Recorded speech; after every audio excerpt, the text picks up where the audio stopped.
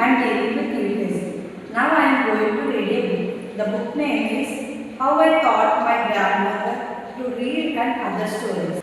How I Taught My Grandmother to Read.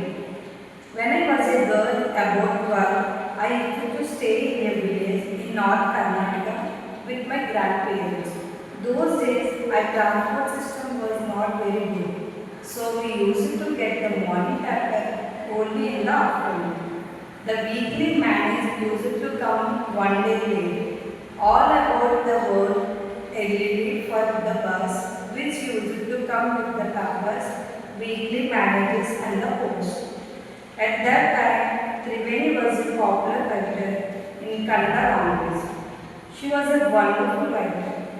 Her style was easy to read and very convincing.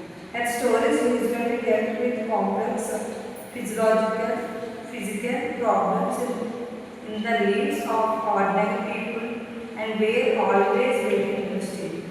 Unfortunately for Kannada literature, she died very young. Even now, after 40 years, people continue to appreciate her novels.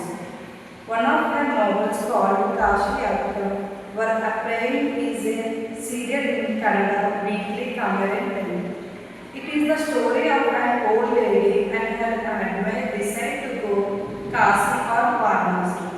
Most Hindu believe that going to Kasi and worship Lord Vishweshwara is the ultimate punya. The old lady also believed in this and had struggled to go there were described in the novel.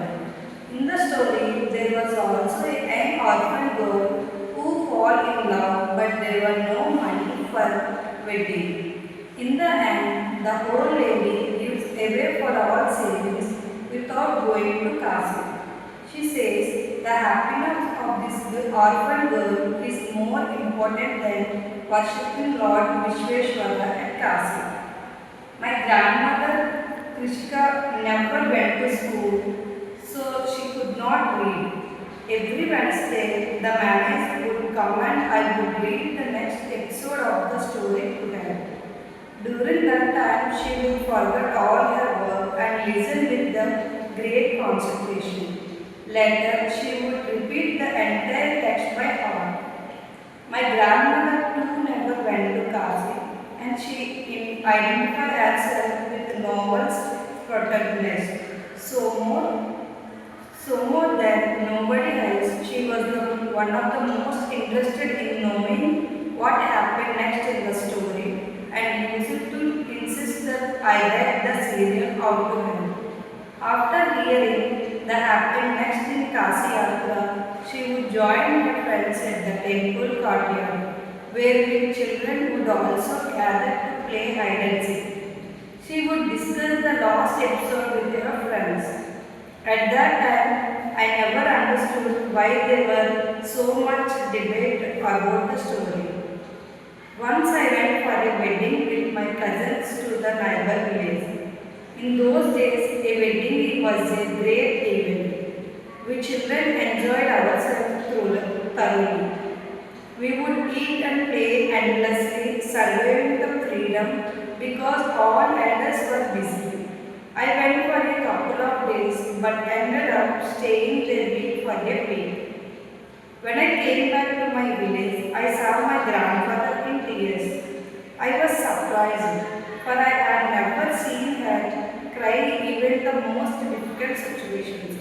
What happened? I worried. Avva, is everything alright? Are you okay? I used to call her Avva, which means mother in Kannada spoken in North Karnataka.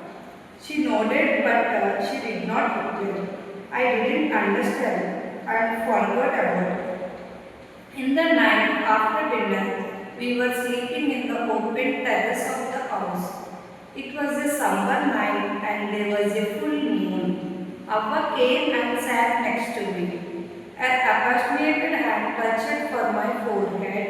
I realized that she wanted to speak. I asked her, what is the matter? When I was a young girl, I lost my mother.